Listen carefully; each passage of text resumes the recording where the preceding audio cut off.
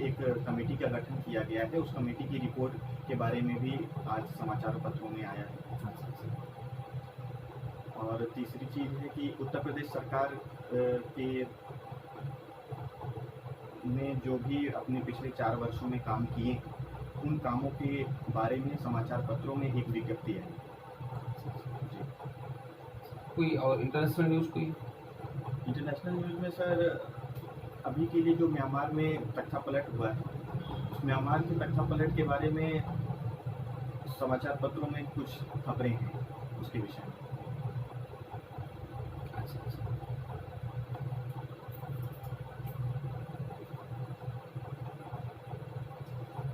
क्यों आना चाहते हैं आप सिविल सेवा में? सर मेरे फादर पुलिस विभाग में हेड कांस्टेबल के पद पर कार्यरत हैं, तो एक लार्ज चंक ऑफ इंस्पिरेशन मुझे उनसे मिलता है सिविल सर्विसेज को ज्वाइन करने के लिए। दूसरा सर, सिविल सर्विसेज का जो वर्क डोमेन है वो बहुत चैलेंजिंग वर्क डोमेन है। इसमें इनोवेशन करने के बहुत से मौके मिलते हैं। तीसरा सर, एक बहुत रिस्पेक्ट जुड़ी हुई है इस सर्विस के साथ, इसलिए ये मुझे प्रेरित करती है इस सर्विस में आने के लिए। और चौथी सर कि ये ऑल इंडिया सर्विसेज में काम करने का एक मौका प्रदान करती है।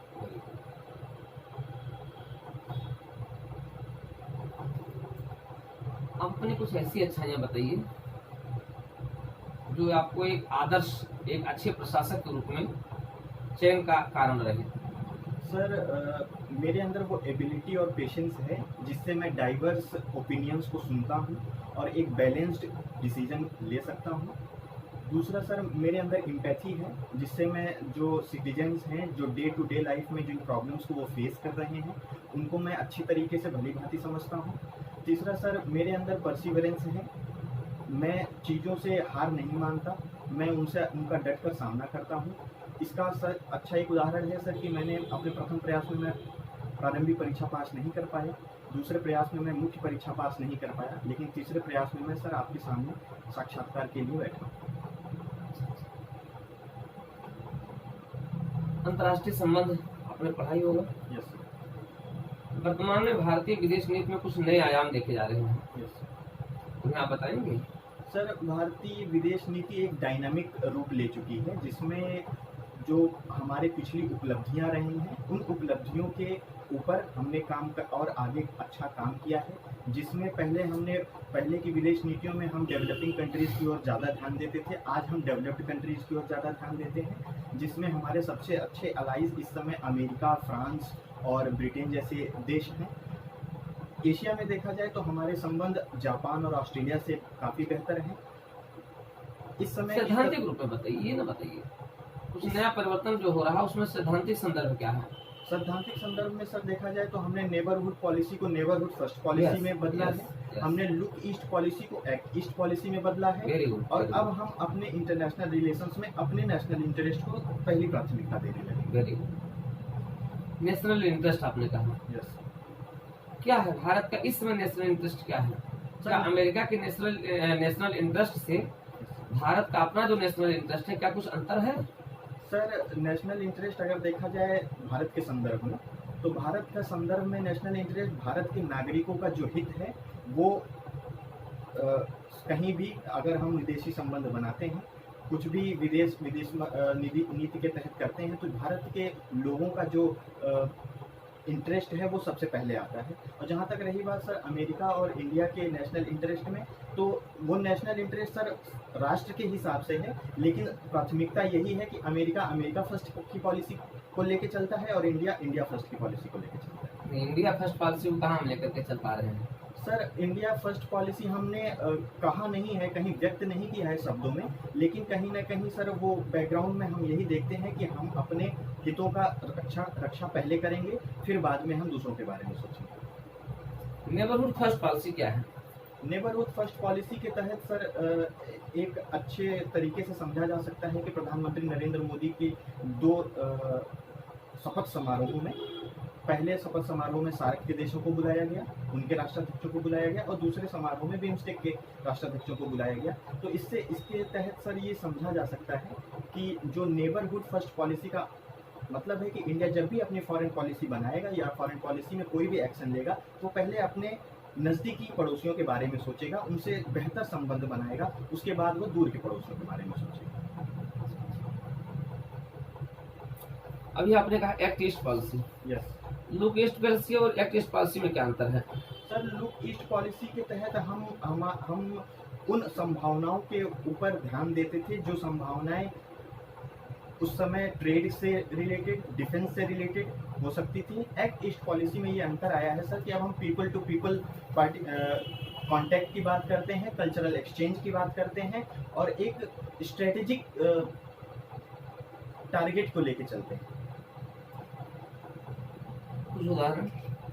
इसका उदाहरण है सर कि अगर एक्ट ईस्ट पॉलिसी में देखा जाए तो अभी जो हमारे आसियान देशों के साथ भारत सरकार का अपना एक ट्रेड एग्रीमेंट साइन हुआ है पिछले 1 साल में, और इसके तहत सर हमने चूंकि RCEP साइन नहीं किया, लेकिन फिर भी अलग अलग देशों के साथ हमारे साउथ ईस्ट एशिया में सारी कंट्रीज के साथ एक ट्रेड पॉलिसी है। और सर जो आसियान समिट होती है, उस आसियान समिट में इंडिया को अलग से न्योता दिया जाता है, और आसियान +3 के तहत ऑस्ट्रेलिया, न्यूजीलैंड और इंडिया है, जिसमें इंडिया आसियान देशों के साथ अपना अलग से तो वो पहले से चल रहा है, एक्ट ईस्ट से पहले से चल रहा है सब। अब हम एक्ट ईस्ट में इसमें कल्चरल एक्सचेंज और पीपल टू पीपल पार्टिसिपेशन की बात करते हैं। भारत पाक संबंध में कुछ नया अभी देखा जाने लगा है आफ्टर 370 को हटाने के बाद, क्या है ये?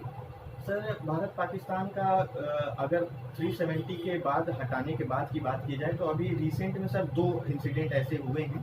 पहला इंसिडेंट है सर, इंडस वाटर कमीशन का बैठक हुई है जो पिछले 3 सालों से नहीं हो पा रही थी। 2018 के बाद इस बार 2021 में वो बैठक हुई है। और दूसरा सर देखा जाए तो पाकिस्तान ने अभी हालिया एक कदम उठाया था जिसमें उन्हें कपास और चीनी को आयात करने की बात की थी भारत से, लेकिन वहाँ अपने आंतरिक दबावों के कारण उन्हें उस चीज़ को वापस ले लिया। ऐसा क्यों हृदय परिवर्तन हो रहा पाकिस्तान का? सर, हृदय परिवर्तन के कई बिंदु हैं पाकिस्तान इस समय FATF की ग्रे लिस्ट में लगातार पिछले 1-2 सालों से बना हुआ है। पाकिस्तान को अब अमेरिका से सपोर्ट कम मिलना शुरू हो गया है, पिछली भी सरकार में और इस सरकार में भी, ट्रंप के समय में भी और सर बाइडेन जी के समय में। और तीसरी बात है सर, जो CPEC जो चल रहा है, जो चाइना और पाकिस्तान के बीच में इकोनॉमिक कॉरिडोर की बात है, वो भी इस समय सर काम नहीं हो पा रहा है, काम बंद हुआ पड़ा है। तो इस समय पाकिस्तान में जो महंगाई की स्थिति वो बहुत अधिक है और पाकिस्तान के पास पूंजी की सर कमी है। इसलिए पाकिस्तान चाहता है कि भारत जैसे देश में सस्ते आयात करके हम कुछ महंगाई जैसे समस्या से निपट सकें। चलिए, बिल्कुल। संविधान आपने पढ़ा होगा? यस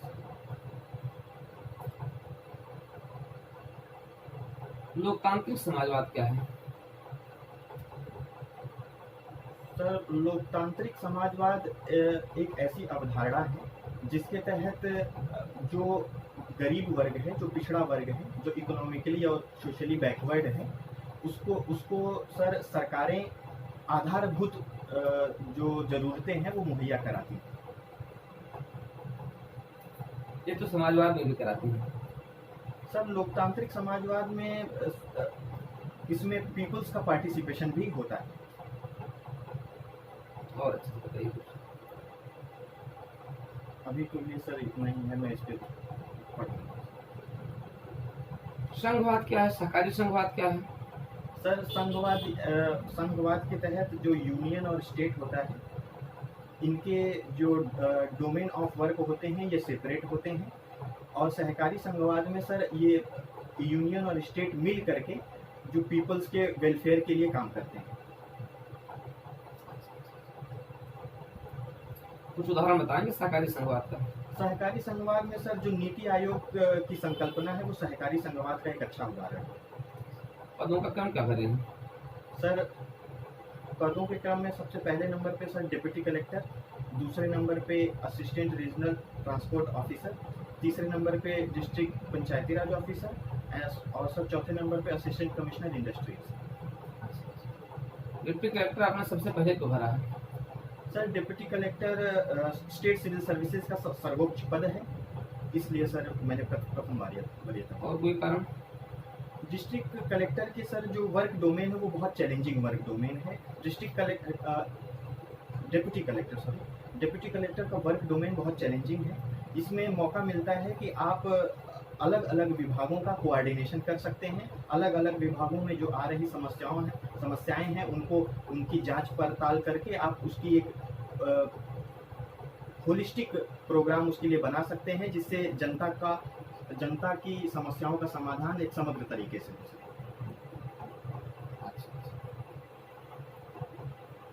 डिप्टी कलेक्टर अगर बन जाते हैं आप तो नवाचार क्या करेंगे, इनोवेशन क्या लेकर के आएंगे?